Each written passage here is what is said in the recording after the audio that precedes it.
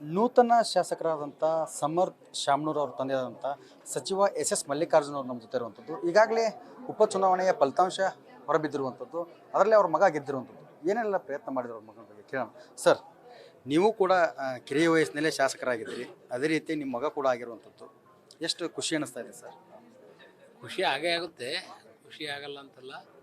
ಇದು ನಮ್ಮ ತಂದೆಯವರಿದ್ದಂಥ ಕ್ಷೇತ್ರ, ಈಗ ಮಗ ನಡೆಸ್ಕೊಂಡು ಹೋಗ್ಬೇಕು. ಮತ್ತು ನಮ್ಮ ಹೈಕಮಾಂಡ್ನವರು ಏನು ಇಟ್ಟಂಥ ಒಂದು ವಿಶ್ವಾಸ ನಮಗೆ ಯಾವಾಗಲೂ ಅದೇ ಬೆನ್ನೆಲುಬಾಗಿ ನಮ್ಮ ಮುಂದಿನ ಕಾಂಗ್ರೆಸ್ ಪಕ್ಷದ ಏಳಿಗೆಗೆ ಏನಾಗಬೇಕು, ಜನಗಳ ವಿಶ್ವಾಸ ಏನು ಪಡಿಬೇಕು, ಅದನ್ನು ಅವನು ಮುಂದೆ ನಡೆಸ್ಕೊಂಡು ಹೋಗ್ತಾನೆ ಅಂತ ಅದಕ್ಕೆ ಸಂಪೂರ್ಣವಾದ ವಿಶ್ವಾಸ ಇದೆ. ಸರ್, ಈಗ ನಿಮ್ಮ ತಂದೆಯವರ ಕ್ಷೇತ್ರ ದಕ್ಷಿಣ ವಿಧಾನಸಭೆ ತುಂಬ ಜವಾಬ್ದಾರಿ ಇರ್ತಕ್ಕಂಥ ಕ್ಷೇತ್ರ, ಒಬ್ಬ ಅನುಭವಿ ರಾಜಕಾರಣಿ ಆಳಿ ಹೋದಂಥ ಕ್ಷೇತ್ರವನ್ನು ನಿಮ್ಮ ಮಗ ಸಮರ್ಥ್ ಯಾವ ರೀತಿಯಾಗಿ ನಿಭಾಯಿಸ್ತಾರೆ ಅಂತ? ಈಗ ನಾನು ಮೊದಲು ಶಾಸಕನಾದಾಗ ಹಾಗೆ ಅಂತಿದ್ದರು, ಅದಾದ ಮೇಲೆ ಎಕ್ಸ್ಪೀರಿಯನ್ಸ್ ಕೌಂಟ್ಸ್. ಈಗ ಅವನೇನು 27 ವರ್ಷ, ನಾನು 28-29 ವರ್ಷಕ್ಕೆ ನಾನು ಶಾಸಕನಾಗಿದ್ದೆ.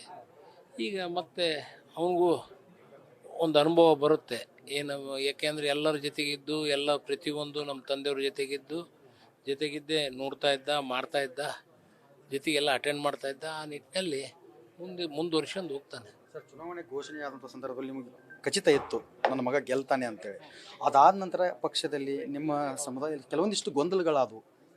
ಈಗ ಅದು ಅಂಥ ಮೇಜರ್ ವಿಚಾರ ಏನಲ್ಲ. ಅದು ನಮ್ಮ ಕಾರ್ಯಕರ್ತರು ಎಲ್ಲರೂ ಸೇರಿ ನಮ್ಮ ಕಾಂಗ್ರೆಸ್ ಪಕ್ಷದ ಬಗ್ಗೆ ಮತ್ತು ನಮ್ಮ ಬಗ್ಗೆ ಹೆಚ್ಚಿನ ಒಂದು ನಮ್ಮ ದಾವಣಗೆರೆ ದಕ್ಷಿಣದ ಜನತೆ ಮತದಾರ ಬಂಧುಗಳು ನಮ್ಮ ಮೇಲೆ ಇಟ್ಟಂಥ ವಿಶ್ವಾಸವನ್ನು ಅವರು ಉಳಿಸ್ಕೊಂಡಾರ, ನಾವು ಉಳಿಸ್ಕೊಂತೀವಿ.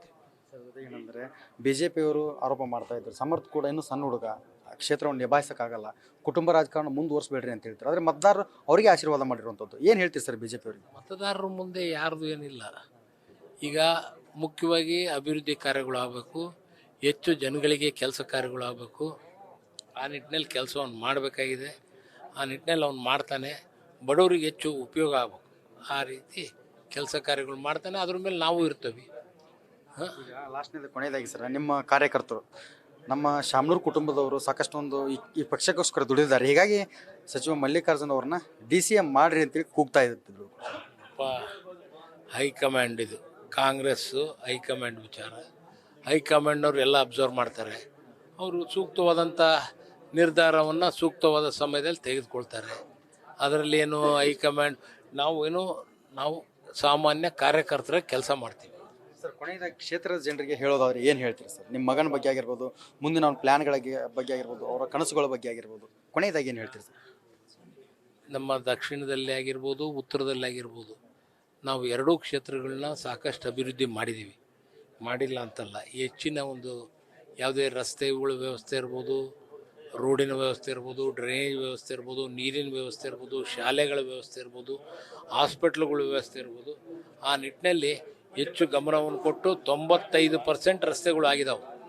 ಆದರೆ ಜನಗಳು ಮತ್ತು ಎಲೆಕ್ಷನ್ ಟೈಮ್ನಾಗ ಅವ್ರು ಹೇಳಿದರು ಇವ್ರು ಹೇಳಿದರು ಹಂಗೆ ಹೇಳ್ತಾ ಇರ್ತಾರೆ ಬಿಟ್ಟರೆ ಏನು ಕೆಲಸ ಕಾರ್ಯ ಆಗಿಲ್ಲ ಅಂತಲ್ಲ. ಇನ್ನೂ ಹೆಚ್ಚಿನ ಕೆಲಸವನ್ನು ಮಾಡಿ ದಾವಣಗೆರೆ ಜನತೆಗೆ ನಮ್ಮ ಮೇಲೆ ಇಟ್ಟಂಥ ವಿಶ್ವಾಸವನ್ನು ಉಳಿಸ್ಕೊಂಡು ಥ್ಯಾಂಕ್ ಯು. ಇದಿಷ್ಟೇ ಅಂದರೆ ಸಚಿವ ಎಸ್ ಮಲ್ಲಿಕಾರ್ಜುನ ಮತ್ತು ಕ್ಯಾಮ್ರಾಮನ್ ಲೋಕೇಶ್ ಜೊತೆ ಶಿವಮಳೆವಾಳ್, ದಾವಣಗೆರೆ.